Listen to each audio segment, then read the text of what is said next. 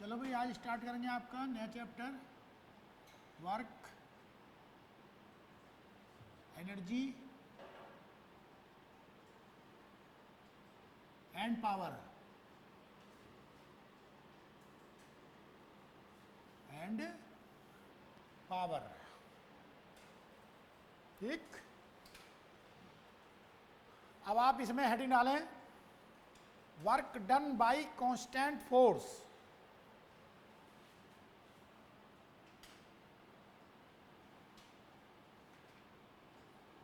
Work done by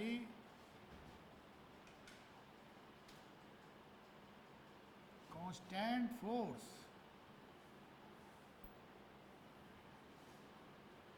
work done by constant force लिखो इसमें। it is defined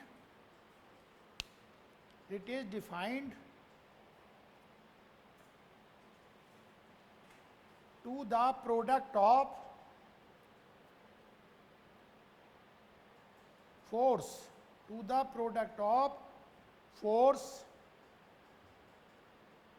and component of displacement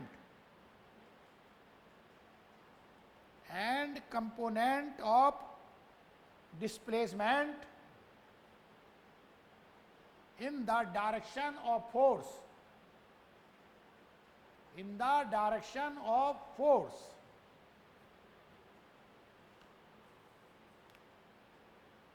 देखो ध्यान समझो। सपोज करो बच्चों, एक बॉडी है ये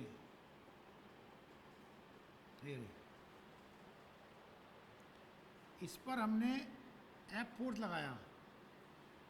क्या लगाया?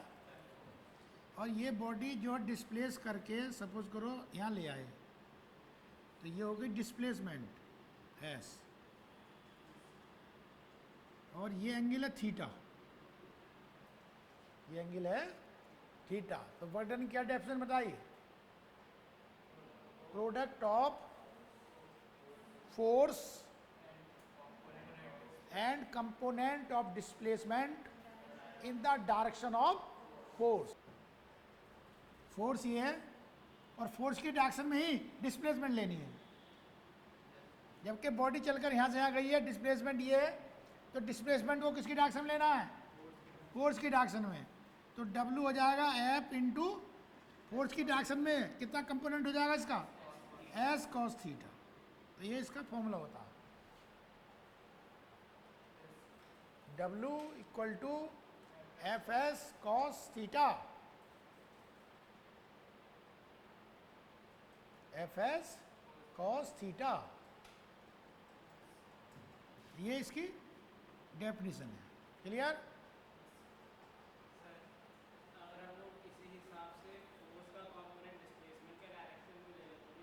तब भी आ जाएगा। और करके लिख, और करके एक और डेफिनेशन। और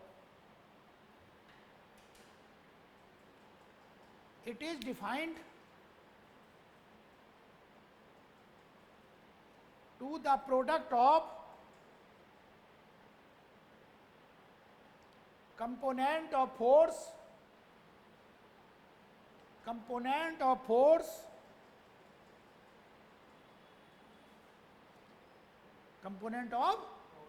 force in the direction of displacement,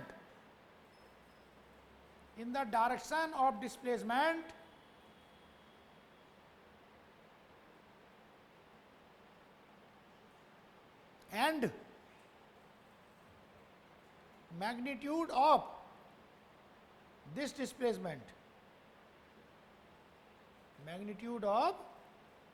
this displacement, सही है?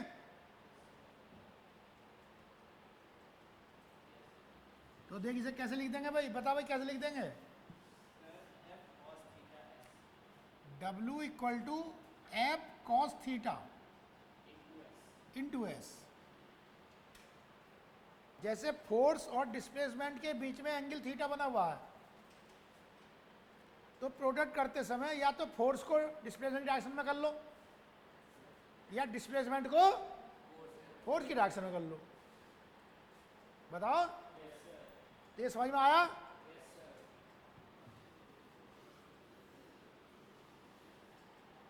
नीचे लिख, नेचर ऑफ वर्क,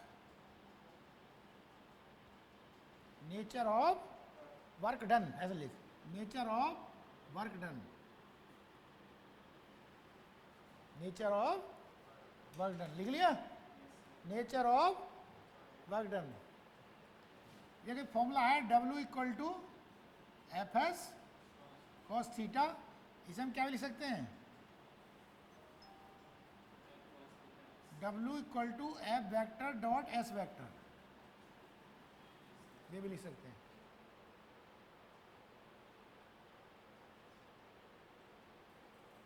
बता भाई,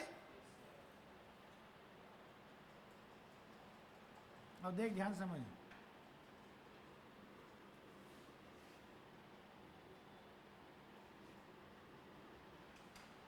इसमें याद रख, अगर ये थीटा जो है 0 डिग्री से ज़्यादा है, 0 डिग्री से ये बराबर है, और 90 डिग्री से कम है, 90 डिग्री से कम है, तब वर्क डन कैसा आएगा, पॉजिटिव। हाँ, तो W आएगा पॉजिटिव, वर्क डन को W से रिप्रेजेंट करेंगे, बताओ।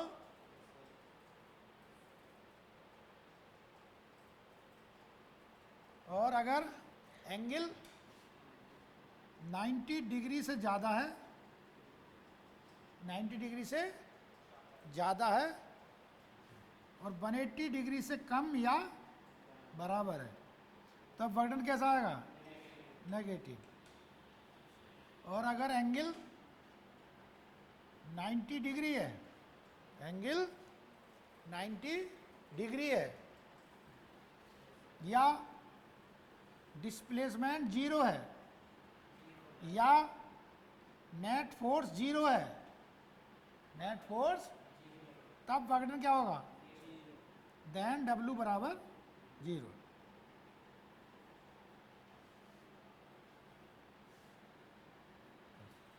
W बराबर 0।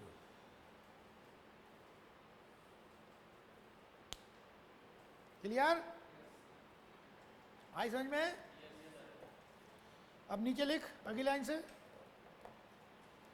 सम examples of positive work,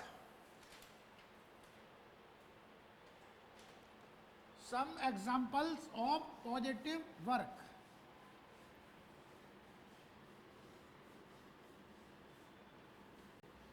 Some examples of positive work. Number 1, when a load is lifted,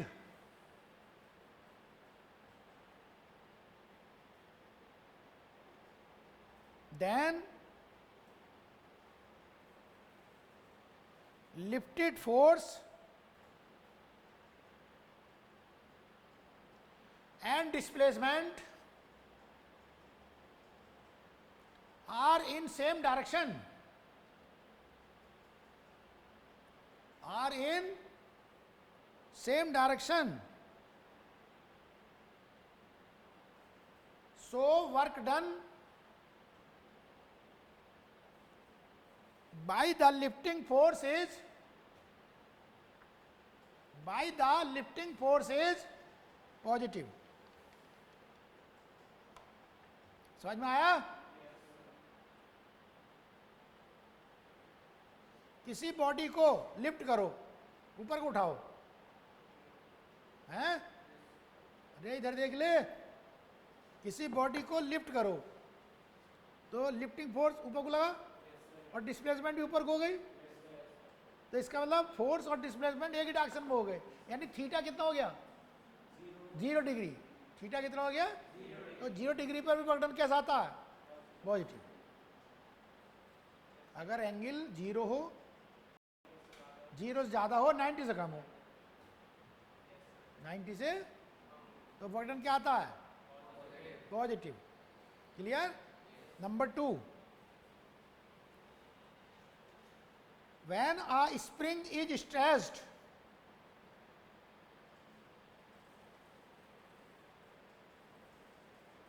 then both stretching force and displacement are in the same direction,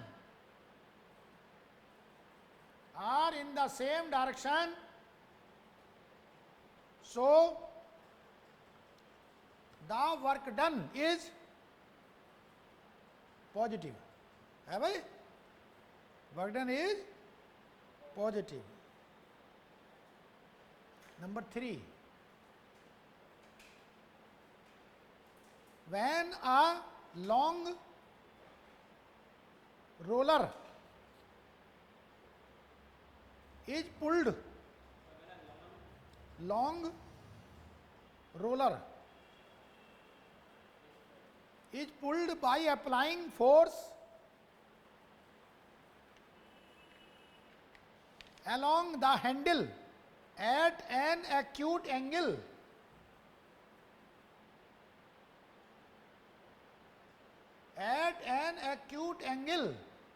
then work done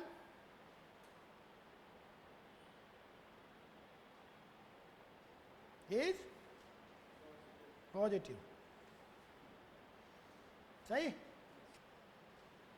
कब कब positive होगा? Angle 0 हो, 0 से बड़ा हो, 90 से कम हो. है? समझ में आ रहा है? नीचे लिख. Some examples of negative work done.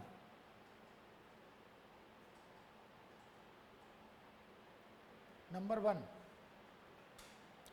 when a body is lifted,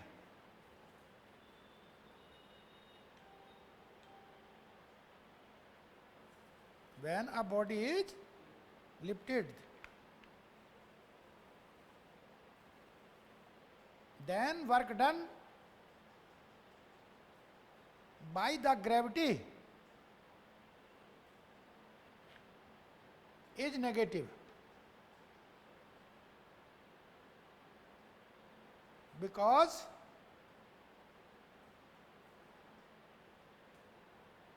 gravity acts vertically downward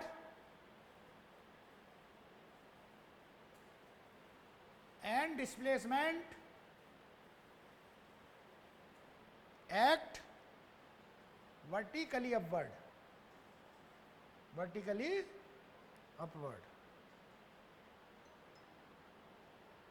है? ये बॉडी है, इसे उठा दिया ऊपर को. उठाया किसने? लिफ्टिंग फोर्स ने. ऊपर को उठाने वाला फोर्स हमारा. बोल. ये बॉडी है, इसे ऊपर को उठाया, तो लिफ्टिंग फोर्स ऊपर को है, डिस्प्लेसमेंट ऊपर को है, परंतु इसमें एक फोर्स और लग रहा है नीचे को, ग्रेविटी का.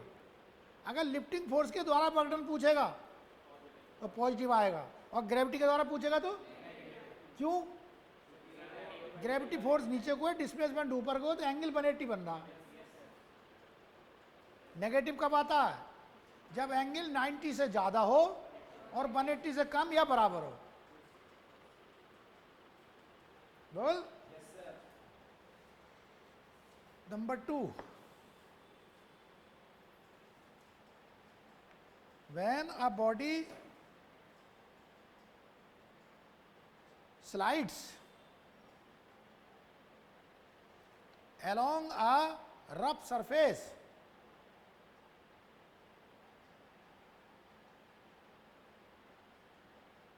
then work done by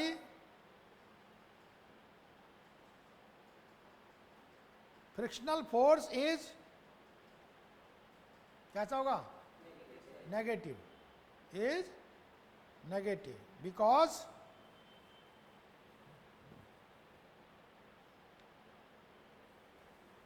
frictional force acts in opposite direction to the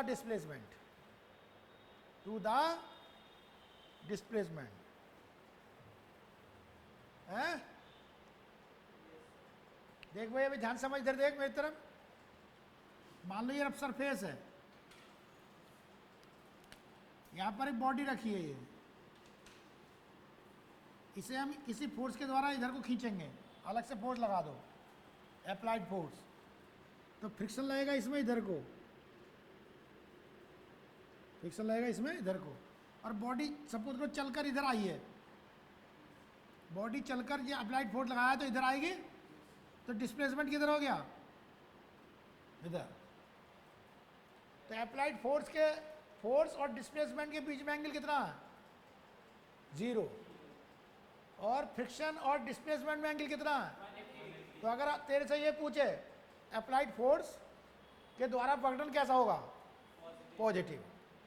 और फ्रिक्शन के द्वारा वर्कडन नेगेटिव। फ्रिक्शन के द्वारा वर्कडन नेगेटिव। क्यों? क्योंकि फ्रिक्शन और डिस्प्लेसमेंट एक दूसरे के अपोजिट डायरेक्शन में है। समझ में आई ये बात? Number 3,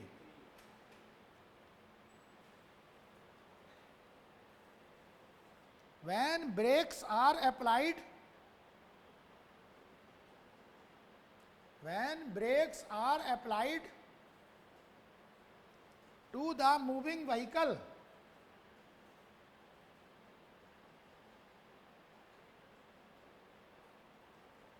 then work done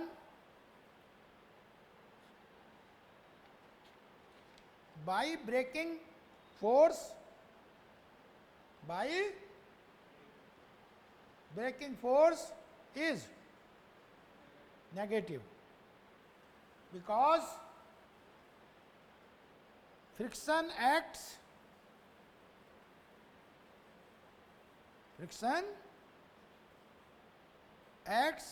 opposite direction to the displacement. अब लिख अगला हेडिंग, सब examples of zero work done, some examples of zero work done. लिख इसमें number 1, consider a body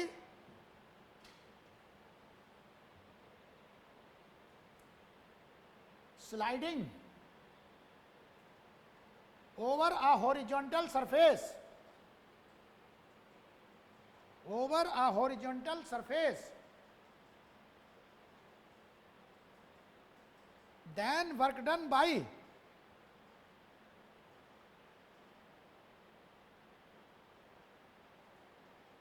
normal reaction and gravity will be 0, will be 0, because both are perpendicular to displacement, both are perpendicular to displacement. समझ में आया? हाँ भाई, तू बता। एक बॉडी है, ये रही, इसे इधर को ले जा रहे हैं ऐसे स्लाइड करते हुए, इधर देख ले, तो ये यहाँ से यहाँ जा रही है, डिस्प्लेसमेंट इधर हो गई, तो इसमें नॉर्मल रिएक्शन इधर होगी और वेट इसका mg नीचे होगा, यानी ग्रेविटी। तो डिस्प्लेसमेंट के साथ इसका एंगल भी 90 है और इसका एंगल भी 90 है। जब एंगल 90 बनता है तो बर्डन क्या होता है? 0। समझ में नहीं आई? है? Number 2,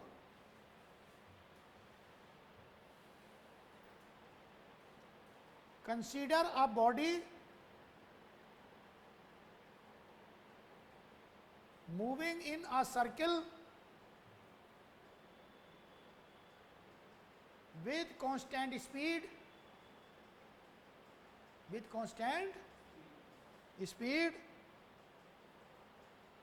then work done by centripetal force centripetal force is always 0 because centripetal force and displacement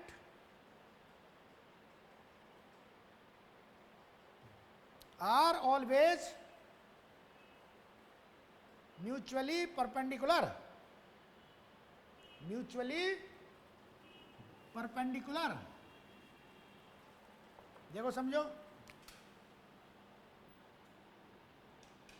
एक बॉडी सर्किल में घूम रही है, बोलो साहब,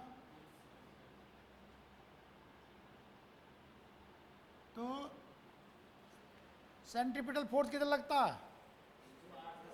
टुवर्ड्स द सेंटर. ये सेंट्रीपिटल फोर्स हो गया. और ये सपोज करो इधर को वेलोसिटी है, तो जिधर को वेलोसिटी होती है उधर को ही डिस्प्लेसमेंट होता है. तो जब ये सर्किल में घूमता है कि डिस्प्लेसमेंट और सेंट्रीपिटल फोर्स के बीच का एंगल हमेशा 90 रहता है सर्कुलर मोशन में. तो इसलिए सेंट्रीपिटल फोर्स कभी वर्क नहीं करता. ये देखो इधर ये एफसी और ये डिस्प्लेसमेंट है, इनके बीच का एंगल कितना हो गया? 90 डिग्री. तो वर्क डन कितना हो जाएगा सेंट्रीपिटल फोर्स के द्वारा? 0. अगला number 3. The tension in a string of a simple pendulum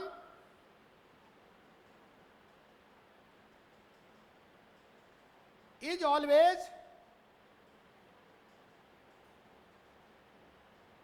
perpendicular to the displacement. Perpendicular to the displacement. So, work done by the tension is 0.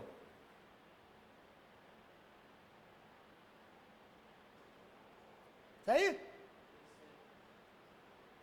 जो सिंपल पेंडुलम होता है इस तरह से, सिंपल पेंडुलम, तो टेंशन डोरी में हो गई और डिस्प्लेसमेंट इस तरह से हो गया.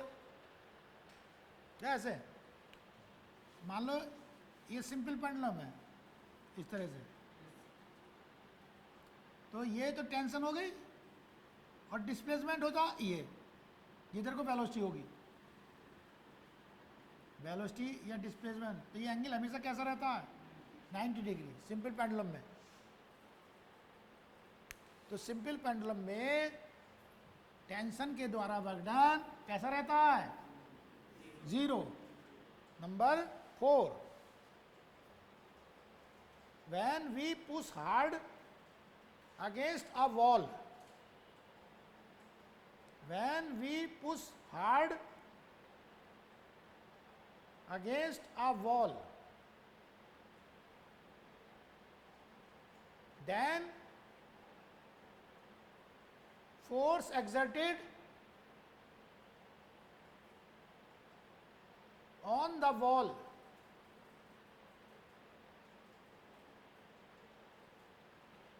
does no work, does no work, because there is no displacement. Number 5. A weight lifter holding 100 kg weight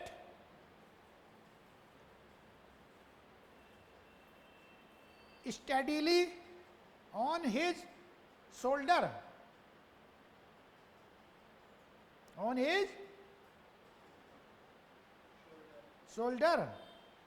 for 30 seconds,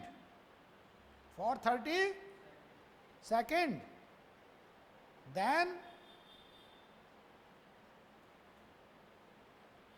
no work done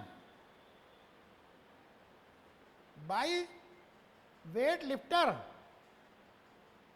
on the load, during this time, because हाँ, because displacement is zero.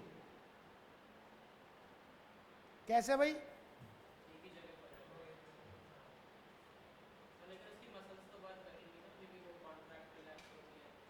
ये ध्यान समझ,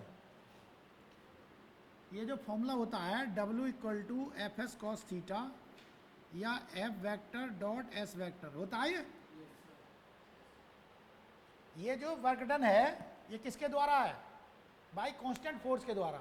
किसके द्वारा है? Constant force के द्वारा work done का फॉर्मूला है ये। हमें जो वर्क डन पढ़ना है वही पढ़ना है जो ये फॉर्मूला देता है, जो ये, तो ये जो फॉर्मूला देता है इसे हम कहते हैं यूजफुल वर्क या मैकेनिकल वर्क। क्या कहते हैं इसे? यूजफुल वर्क या मैकेनिकल वर्क। मान लो मैं ये दीवार को धक्का दे रहा हूं और मैंने अपनी पूरी जान लगा दी, बोल पूरी एनर्जी खर्च कर दी, परंतु मैंने दीवार पर पकड़ नहीं करा, हुआ मेरे से। क्यों? क्योंकि मैं उसे डिस्प्लेस नहीं कर पाया, क्योंकि मैं उसे, तो मेरा जो वर्कडन होगा वो ही होगा जो इस फॉर्मूले में होगा। उसे हम क्या कहते हैं? क्या नाम बताया था वर्कडन का? यूजफुल वर्क या मैकेनिकल वर्क। यानी जो वर्क हमें अवेलेबल होता है वो हमारा वर्कडन होता है। आया समझ में?